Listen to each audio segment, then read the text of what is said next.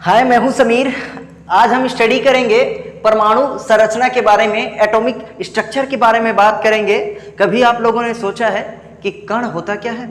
कण मतलब होता है पार्टिकल्स। हम अपने इन्वायरमेंट में देखते हैं, हमारे आसपास चारों तरफ बहुत सारे कण मौजूद होते हैं, राइट। हमारे आसपास बहुत सारे हम पदार्थ देखते हैं, पदार्थ या द्रव, पानी देखते हैं, पेट्रोल देखते हैं, डीजल देखते हैं। ये सब क्या हो गया? लिक्विड के फॉर्म में। अब गैस के फॉर्म में जितने भी आप जानते हो, सुने हो, ये सब क्या है? गैस है। ओके। वेजिटेबल जो फ्रूट्स खाते हैं, ये सब क्या है? पदार्थ है। तो कभी आप लोगों ने सोचे हैं कि आखिरकार ये पदार्थ होता क्या है, किससे मिलकर बना है, और ये जिससे मिलकर बना है तो कौन से साइंटिस्ट ने, कौन से वैज्ञानिक ने सबसे पहले सोचा होगा? तो हम स्टडी करेंगे परमाणु संरचना, जो केमिस्ट्री की जड़ है। और हम जानते हैं कि एक बार हम जड़ को समझ लिए, जड़ को पकड़ लिए, तो हमें केमिस्ट्री में प्रॉब्लम नहीं होगा। ओके। अब बात सिर्फ केमिस्ट्री की नहीं है, बात ऐसा होता है कि किसी भी चीज को एजुकेशन है। जो नहीं भी पढ़ते हैं वो भी देखो, और जो पढ़ते हैं वो भी देखो। यार, किसी चीज को जानने में मजा आता है, एक बार दिल से पॉजिटिव माइंड के साथ सुनिए सही, पढ़ के देखिए। पढ़ना नहीं है, कम से कम सुन सकते हो, ये अच्छी बात है। चलिए तो पढ़ते हैं। खोजकर्ता का नाम है, सबसे पहला है दार्शनिक महर्षि कणाद, जो 500 ईसा पूर्व में स्टडी किया। ओके। उन्होंने क्या बताया? उन्होंने अपने देखा 500 ईसा पूर्व में, ओके, बहुत पहले द्रव्य को इन्होंने क्या माना? पदार्थ माना। इस पदार्थ को इंग्लिश में मैटर कहते हैं। इन्होंने क्या किया? इस मैटर को लिया, और उस मैटर को यानी पदार्थ को लिया और उसको दो भाग में डिवाइड किया, फिर उसको डिवाइड किया, फिर डिवाइड किया, फिर डिवाइड किया, फिर डिवाइड किया, यानी 2 से 3 भाग, 4 भाग में डिवाइड करते रहे। लेकिन एक ऐसी स्थिति आई, तब कणाद ने सोचा कि भैया अब इसको दुनिया की कोई ताकत नहीं है जो इसको और 2 भाग में डिवाइड कर दे। ओके। इसीलिए महर्षि कणाद ने क्या बताया? इस मैटर को इंडिविजुअल पार्टिकल कहते हैं, और हिंदी में अविभाज्य कण कहते हैं। मतलब ये है कि उन्होंने माना कि ये जो परमाणु होते हैं अविभाज्य कण होता है। अविभाज्य कण मतलब उसको और 2 भाग में विभाजित नहीं किया जा सकता। ओके। अब जो दूसरा साइंटिस्ट आता है, अब सब अपने अपने कॉन्सेप्ट दे रहे हैं। ओके। अब ग्रीक दार्शनिक, ओके, ये तो भारत का था, एक ग्रीक दर्शन शास्त्री ल्यूसिपस था, और उसके एक स्टूडेंट थे डेमोक्रिटस। दोनों ने मिलकर उन्होंने ये वही जो मैटर है, जो चीजें कणाद ने बताया वही चीजें इन्होंने भी बताया। इन्होंने थोड़ा सा नेम जो है वो अलग जानकारी दी। जैसे ये जो मैटर है, मैटर मतलब पदार्थ हो गया। ओके। पदार्थ को वही जो 2 भाग में 3 भाग में डिवाइड करने के बाद उन्होंने इंडिविजुअल पार्टिकल कहा, तो इन्होंने उसी पार्टिकल को किसका नाम दे दिया? एटमॉस का नाम दे दिया, जिसका मीनिंग क्या होता है? नॉन काउंटेबल, जिसको और काउंट नहीं कर सकते, जिसको और नहीं गिना नहीं जा सकता, उसको क्या बोल दिए? एटमॉस बोल दिए। लेकिन हम जानते हैं, आप लोग भी जानते हैं कि जो भैया साइंस है, विज्ञान है, और विज्ञान ये कहता है कि मनन चिंतन करने से, सिर्फ सोच लेने से कुछ नहीं होता। किसी भी चीज को इन्वेस्टिगेशन करने के लिए इन्वेस्टिगेशन करोगे, उसके बाद क्या करेंगे? प्रयोग करते हैं, है ना। वैज्ञानिक लोग देखो ना, एक्सपेरिमेंट करेंगे, प्रयोग करेंगे, प्रेक्षण लेते हैं, ऑब्जर्वेशन लेते हैं, यानी अवकलन करते हैं, अवलोकन करते हैं, फिर उसका निष्कर्ष निकालते हैं, यानी रिजल्ट फाइंड आउट करते हैं। तो ऐसे ही सबसे पहले आया जॉन डाल्टन 1808 में, और उन्होंने अपना एटॉमिक मॉडल प्रेजेंट किया। एटॉमिक मॉडल मतलब परमाणु सिद्धांत दिया। परमाणु सिद्धांत दिया, और परमाणु सिद्धांत देने के बाद उन्होंने बताया कि एटम होता क्या है। इसीलिए जॉन डाल्टन को परमाणु का पापा कहते हैं, क्योंकि उन्होंने पहले फैन आउट यानी एक सैद्धांतिक फॉर्म में अपना मॉडल प्रस्तुत किया था। ओके। तो चलिए इसके कॉन्सेप्ट के बारे में स्टडी करते हैं। और उन्होंने एक बुक भी राइट किया था जिसका नाम था a new system of chemical philosophy. और ऐसे जो पॉइंट है वो कंपटीशन एग्जाम में आते हैं, तो हर एक चीजें जो है वो बारीकी से स्टडी कीजिए। ओके। ध्यान दीजिए पॉजिटिव थिंक के साथ। जो स्टूडेंट है कॉपी और पेन लेके बैठिए। अब इसका जो कॉन्सेप्ट है जॉन डाल्टन का, उसको स्टडी करने वाले हैं। चलिए, अब जॉन डाल्टन आता है 1808 में, जो ब्रिटेन स्कूल के प्राध्यापक थे, टीचर थे। ठीक है। इनका कॉन्सेप्ट ये था, इन्होंने ये बताया कि all matters made of atoms, यानी जितने भी पदार्थ है वो किनसे मिलकर बना हुआ है? परमाणुओं से मिलकर बना हुआ है। पहला पॉइंट इन्होंने बता दिया। सेकेंड पॉइंट ये बताता है कि एटम और स्फेरिकल, यानी परमाणु क्या होते हैं? गोलाकार के होते हैं। स्फेरिकल मतलब गोलाकार का होना। ओके। परमाणु को एटम कहते हैं, तो आप लोग कंफ्यूज मत होना। ओके, थर्ड पॉइंट है atom is the individual and micro particles. Okay, यानी एटम्स क्या होते हैं या परमाणु क्या होते हैं? अविभाज्य कण हैं और बहुत ही सूक्ष्मतम कण हैं। सूक्ष्मतम कण मतलब माइक्रो पार्टिकल्स है। ओके, फिर नेक्स्ट पॉइंट ये बताता है कि this particles contain in atom, यानी ये जो माइक्रो पार्टिकल्स होते हैं, ये जो सूक्ष्मतम कण हैं, वो कहाँ पे प्रेजेंट होते हैं? ये परमाणु के अंदर जो है वो कंसिस्ट है, यानी भरा हुआ है या कंटेन है। और ये जो माइक्रो पार्टिकल्स है एक दूसरे पार्टिकल से जुड़ा हुआ रहता है, बॉन्डिंग फॉर्म में होता है, यानी एकदम बंधा हुआ गुत्थी के रूप में। ओके, देन नेक्स्ट पॉइंट बताते हैं, फिफ्थ पॉइंट, केमिकल रिएक्शन में ये जो पार्टिकल्स है, ओके, केमिकल रिएक्शन में जो पार्टिकल्स है, ऐसे माइक्रो पार्टिकल्स को ना तो बनाया जा सकता है और ना ही इसको डिस्ट्रॉयड किया जा सकता है। मतलब ये है कि जॉन डाल्टन ये बता रहे हैं कि भैया ये जो कण हैं वो माइक्रो पार्टिकल्स हैं, यानी बहुत ही सूक्ष्मतम कण है। और ये जो सूक्ष्मतम कण को हम केमिकल रिएक्शन में ना तो इसको हम बना सकते हैं और ना ही इसका विनाश कर सकते हैं, ना ही इसको खत्म किया जा सकता है।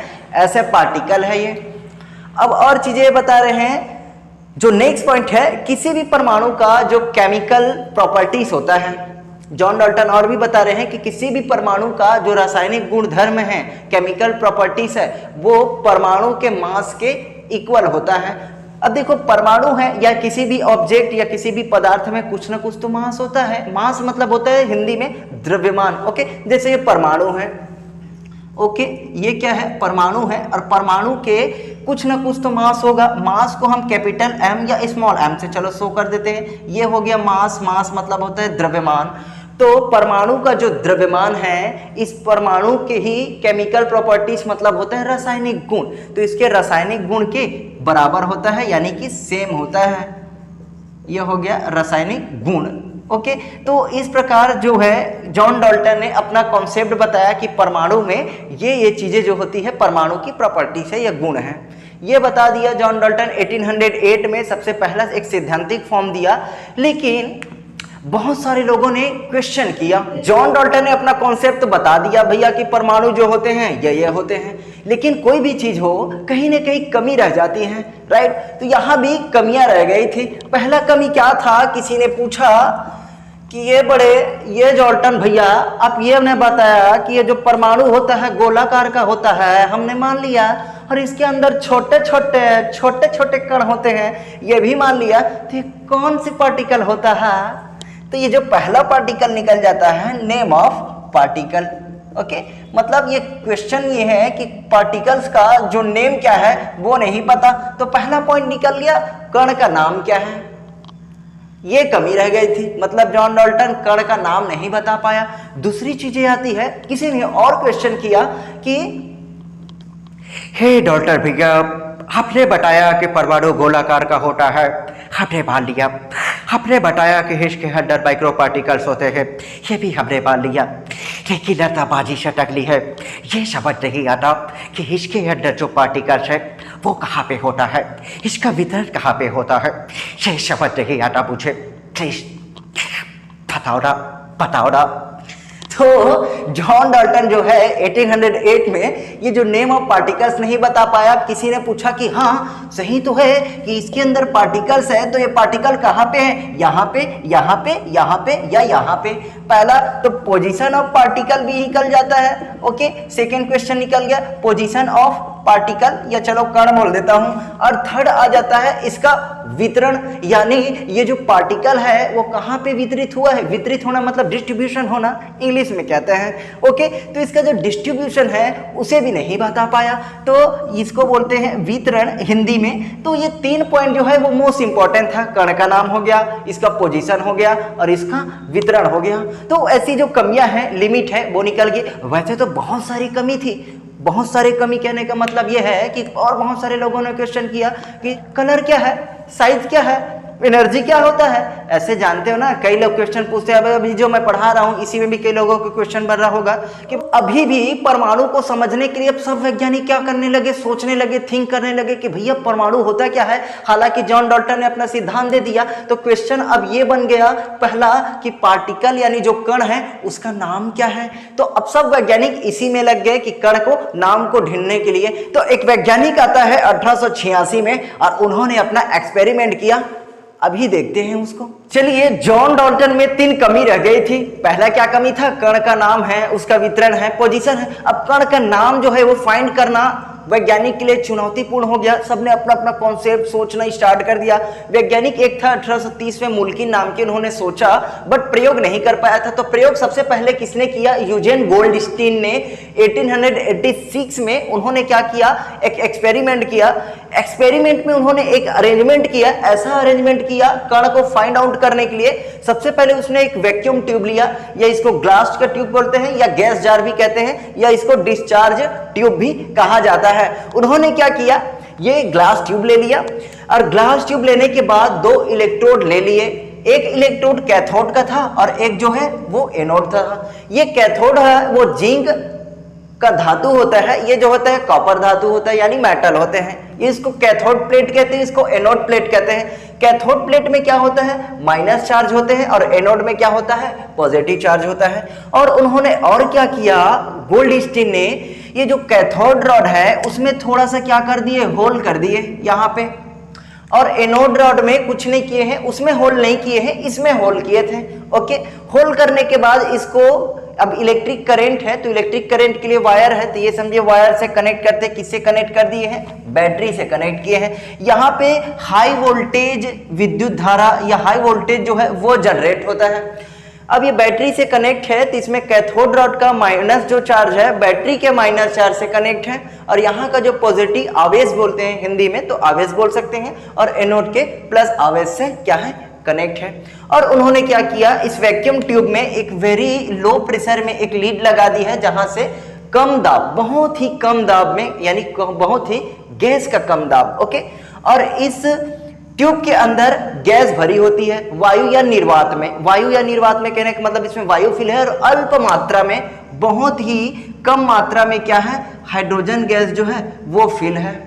ओके, और यही चीजें, सारी चीजें जो है यहाँ पे लिखा हुआ है। इसका वर्किंग प्रोसेस के बारे में आप बात करेंगे, नोट्स बनाना होगा तो इसको 1-2 बार जरूर देखिएगा और राइट कर लीजिएगा। अब बात करते हैं वर्किंग प्रोसेस का। ओके, अब गोल्डस्टीन ने क्या किया, अब अपना पूरा जो अरेंजमेंट है वो तैयार कर लिया। तैयार करने के बाद क्या किया, वर्किंग प्रोसेस स्टार्ट कर दिया। वर्किंग प्रोसेस कहने का मतलब ये है कि जैसे ही हम फैन ऑन करते हैं, पंखा चालू करते हैं, तो क्या करते हैं, बटन को ऑन करते हैं, प्रेस करते हैं। तो ऐसे ही इन्होंने क्या किया, स्विच ऑन किया। स्विच जैसे ही ऑन किया, यहाँ से इलेक्ट्रिक जो करंट है या विद्युत धारा है वो क्या होने लगी, प्रवाहित होने लगी, यानी फ्लोइंग होने लगा। करंट जैसे ही फ्लोइंग होता है तो वो कहाँ पे आता है, इस ट्यूब में आता है, और ट्यूब में क्या फिल है, गैस फिल है। ओके, अब गैस फिल है, जैसे ही हाई वोल्टेज का करंट किसमें, हाई वोल्टेज का करंट इसमें गैस के अंदर कंटेन होते हैं, तो गैस में क्या होता है, एक हलचल पैदा होता है। हलचल पैदा होता है कहने का मतलब ये है कि गैस के जो आयन है, गैस के अंदर मॉलिक्यूल्स होते हैं, कुछ ना कुछ पार्टिकल्स होते हैं, कण होते हैं, कि इसमें आयनित हो जाता है। इस प्रोसेस को आयनाइजेशन प्रोसेस कहते हैं, और हिंदी में उसको आयनित कहते हैं। तो एक गैस क्या हो जाता है, आयनित हो जाता है, और ये आयन में, अपने आयन में विभक्त हो जाते हैं। अपने आयन कहने का मतलब ये है कि गैस के अंदर, अब गैस के अंदर क्या है, हाइड्रोजन का अल्प मात्रा में क्या है, हाइड्रोजन है। तो हाइड्रोजन है तो ये क्या हो जाता है, प्लस आयन में कन्वर्ट हो जाते हैं। ऐसे इसमें कन्वर्ट हो गया प्लस आयन। प्लस आयन मतलब पॉजिटिव या धन आयन कहते हैं, या धन आवेश कहते हैं। अब दूसरी चीज और क्या होता है कि ये जो कैथोड है यानी इलेक्ट्रॉन, कैथोड यानी माइनस चार्ज, और माइनस चार्ज है मतलब इलेक्ट्रॉन है। तो इलेक्ट्रॉन क्या होता है, वो फ्लोइंग होने लगता है। इलेक्ट्रॉन में माइनस चार्ज होते हैं, इसलिए ई का पावर माइनस राइट कर देते हैं। तो यहाँ पे जो इलेक्ट्रॉन है वो कहाँ पे फ्लोइंग होने लगा, एनोड की तरफ। जो इलेक्ट्रॉन है वो किधर फ्लोइंग होने लगता है, माइनस से पॉजिटिव, यानी एनोड की तरफ। ओके, एनोड की तरफ क्या हुआ, फ्लोइंग होने लगा, यानी बहने लगा। अब क्या होता है, इलेक्ट्रॉन जो है इसके तरफ बहने लगा, तो कुछ पॉजिटिव चार्ज को इलेक्ट्रॉन लेकर के अपने साथ बहा लिया, यानी इलेक्ट्रिक जो करंट फ्लोइंग हो रहा है, तो उसी में जो पॉजिटिव चार्ज है, कुछ पॉजिटिव चार्ज इलेक्ट्रॉन के साथ मिलकर के फ्लोइंग होने लगा। यहाँ पे ये जो पॉजिटिव चार्ज है, अब इसका दो तरह का काम होता है। ओके, पहला काम क्या हो जाता है, ये आयनित हो गया। आयनित होने के बाद ये जितने भी पॉजिटिव चार्ज है वो इलेक्ट्रॉन की तरफ आते हैं, यानी कैथोड की तरफ आते हैं। कैथोड की तरफ क्यों आते हैं, क्योंकि ये क्या है, पॉजिटिव है, और पॉजिटिव क्या होता है, नेगेटिव की तरफ क्या होता है, आकर्षित होता है। ओके, और ये जो इलेक्ट्रॉन है जो नेगेटिव है पॉजिटिव की तरफ जाते हैं, और ये इलेक्ट्रॉन फ्लोइंग हो रहा है, मतलब कि उसमें करंट फ्लोइंग हो रहा है। ओके, करंट बह रहा है, विद्युत धारा प्रवाहित हो रही है, तो विद्युत धारा प्रवाहित हो रही है तो इलेक्ट्रॉन जो है पॉजिटिव की तरफ जाता है, और यहाँ से जो पॉजिटिव चीजें हैं, यानी पॉजिटिव जो चार्ज है वो कहाँ पे फ्लोइंग होने लगता है, कैथोड की तरफ फ्लोइंग होते हैं। अब यहाँ पे दो तरह का होता है फ्लोइंग इसका। पहला, ये जो पॉजिटिव चार्ज है यहाँ पे जो होल किए थे इलेक्ट्रोड पे, उस होल से निकल करके वो जो पॉजिटिव चार्ज है होल से निकल करके कहाँ चला जाता है, दूसरे सिरे पे, यहाँ से ऐसे चला जाता है पॉजिटिव चार्ज, और ये फ्लोइंग होने लगता है, यानी बहने लगता है ऐसे। एक वर्क हो गया। दूसरा वर्क ये क्या होता है इसका, ये जो पॉजिटिव चार्ज है, कुछ इलेक्ट्रॉन, जो भी पहले ही वर्ड में बताया कि जो कुछ इलेक्ट्रॉन जो है पॉजिटिव के साथ ही ऐसे मिल करके करंट फ्लोइंग होने में मदद करता है। तो इस प्रकार के क्या होता है, ये वर्क करने लगता है और ये प्रक्रिया प्रोसेस जारी रहता है। अब क्या होता है कि कुछ समय बाद एक ऐसा प्रोसेस होता है कि जितने भी पॉजिटिव आयन हैं वो क्या हो जाते हैं, वो एक सीक्वेंस में एक सीधी रेखा में गमन करते हैं, किसके तरफ, कैथोड की तरफ। एक सीधी लाइन में क्या हो रहे हैं, ये जो लाइन में गति करते हैं, मोशन करने लगते हैं, जितने भी पॉजिटिव चार्ज है वो नेगेटिव चार्ज की तरफ, यानी कैथोड की तरफ। अब फिर क्या होता है, फिर गोल्डस्टीन ने क्या किया था, उन्होंने एक दिमाग लगाया था, भैया कैसे पता चलेगा कि कोई पॉजिटिव चार्ज जो है नेगेटिव की तरफ आएगा। तो इन्होंने क्या किया, ये जो इलेक्ट्रोड के पीछे एक लेपन लगा दिया था जिंक सल्फाइड का। और जिंक सल्फाइड क्या है, जिंक सल्फाइड का एक केमिकल का लेपन लगा दिया था, जिसको क्या बोलते हैं, स्फूर्ति दीप्त हिंदी में बोलते हैं और फ्लोरोसेंट इंग्लिश में बोलते हैं। उसमें क्या होता है कि जितने भी पॉजिटिव चार्ज जो है वो फ्लोइंग होते होते इस लेपन में आता है, जिंक सल्फाइड का जो लेपन लगा होता है, जब इसमें आता है तो ये क्या होता है, फ्लैश होने लगता है। फ्लैश होने लगता है, कहने के मतलब यह है कि जैसे ही कण जो है वो टकराता है पॉजिटिव चार्ज कहाँ, स्क्रीन पर, तो क्या होता है, चमकता है, जिससे ये गोल्डस्टीन को पता चल गया कि हाँ यहाँ पे कुछ ना कुछ कण है, यानी कुछ ना कुछ पार्टिकल है, जिसकी वजह से क्या हो रहा है, फ्लैश हो रहा है। लेकिन गोल्डस्टीन जो है वो कण का नाम नहीं दिया। कहने का मतलब ये है कि वो थोड़ा सा ये सोचने लगा कि ये जो सीधी रेखा में गमन कर रहे हैं, सीधी रेखा में बह रहा है, इसका मतलब ये क्या है कि ये कौन सा रे है, एनोड से कैथोड की ओर जा रहा है। इसीलिए उन्होंने क्या किया, इस सीधी रेखा में जितने भी पॉजिटिव चार्ज गमन कर रहे हैं, यानी गति कर रहे हैं, मोशन कर रहे हैं, इसको इन्होंने कौन सा नाम दे दिया, एनोड रे। एनोड रे मतलब कि एनोड किरण, या इसको कैनाल किरण कहते हैं। कैनाल किरण को इंग्लिश में रे बोलते हैं। तो उन्होंने कैनाल रे या कैनाल किरण का नाम दे दिया, किसको, जो पॉजिटिव चार्ज से लेकर के नेगेटिव चार्ज में फ्लोइंग हो रहा है। अब गोल्डस्टीन थोड़ा सा डाउट हो रहे थे कि भैया ये कण है कि नहीं है। पहले इन्होंने क्या किया कि ये कैनाल किरण है बोल दिए हैं, तो उसको कण है यानी पार्टिकल्स है या पॉजिटिव पार्टिकल्स है या नहीं है, उसको डाउट हो रहा था। तो उन्होंने क्या किया, इस डाउट को दूर करने के लिए ये जो इलेक्ट्रोड लगा है, थोड़ा सा रफ कर देता हूँ, मिटा देता हूँ और थोड़ा सा इसमें बता दिया रहता। ये क्या है, इलेक्ट्रोड है। तो इलेक्ट्रोड के पहले, ये इलेक्ट्रोड है, तो इलेक्ट्रोड के पहले इन्होंने क्या किया, एक गोल्ड डिस्क लगा दिया। गोल्ड डिस्क कहने का मतलब ये है, एक गोल पहिया लगा दिया। पहिया मतलब एक सर्कुलर फॉर्म में, एक गोल के फॉर्म में होते हैं, यहाँ पे लगा दिया। ऐसा इसलिए किया कि अगर कोई कैनाल किरण है तो कैनाल किरण के रेडिएशन में इतना पावर नहीं है, इतनी एनर्जी नहीं है कि ये जो गोल पहिया है उसको क्या कर दे, घुमा दे। ओके, तो गोल्डस्टीन ने दिमाग लगाया, एक विद्युत क्षेत्र यानी इलेक्ट्रिक फील्ड में इस पहिए को लगा दिया। यहाँ पे एक विद्युत क्षेत्र है। ओके, तो जैसे ही अब ये कैनाल किरण जो है इस पहिए पे टकराता है तो फिर क्या होता है, ये घूमने लगता है, पहिया क्या होने लगता है, घूमने लगता है। तो फिर वो समझ गए, कौन, गोल्डस्टीन समझ गया कि भैया पहिया घूम रहा है, इसका मतलब कोई ना कोई पॉजिटिव कण है, क्योंकि किरण के रेडिएशन में इतनी क्षमता नहीं है, इतनी पावर नहीं है कि वो पहिया को घुमा दे। इसीलिए पॉजिटिव कण है, तभी वो पहिया क्या हुआ है, घुमा है। इसीलिए उन्होंने क्या नाम दे दिया, ये जो कण का जो नाम पड़ गया वो उन्होंने बताया कि ये जो कण है वो पॉजिटिव कण है।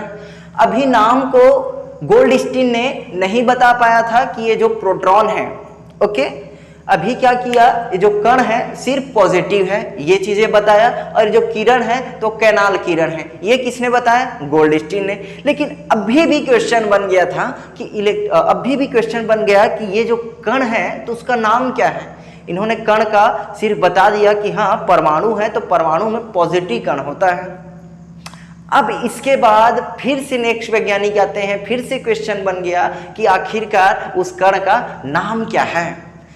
तब फिर आया इसके ठीक 10 से 11 साल बाद J Thomson, sir J Thomson ने 1897 में उन्होंने अपने एक्सपेरिमेंट की। लास्ट में मैं एक बात कहना चाहूँगा, एक्चुअल में बात जो है वो ये है कि मैक्सिमम जो स्टूडेंट है या अभी प्रेजेंट टाइम में किसी का मन नहीं लगता है स्टडी में। जो गरीब और मिडिल क्लास फैमिली है उसके लिए तो और बहुत सारे प्रॉब्लम हो जाते हैं। प्रॉब्लम ये हो जाते हैं कि भैया मोबाइल नहीं है, कि मेरे पास नेट के लिए बैलेंस नहीं है, पैसे नहीं है, रुपये नहीं है, तो कैसे स्टडी करें। ऑनलाइन में मन भी नहीं लगता है ना, थोड़ा यूट्यूब देख रहे हैं तो फिर मन थोड़ा व्हाट्सएप में चला गया, मैसेंजर में चला गया, इंस्टा में चला गया, और कुल मिला करके बहुत सारी बहुत जो चीज़ें बच गई वो गेम में चला गया।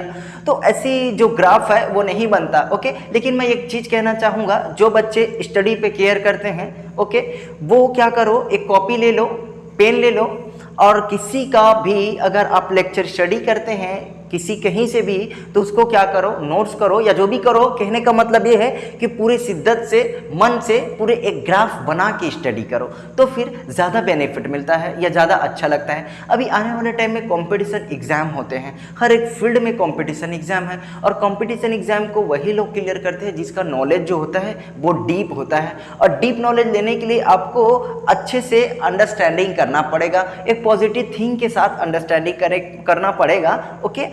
तो ये कोई बड़ी बात नहीं होता, ओके। अच्छे से पढ़ो, और अभी बहुत सारी इसमें जो टॉपिक है वो भी बचे हुए हैं। अभी तो प्रोटॉन का नाम बचा है, इलेक्ट्रॉन का नाम बचा है, किसने फाइंड आउट, नेक्स्ट लेक्चर में देखेंगे।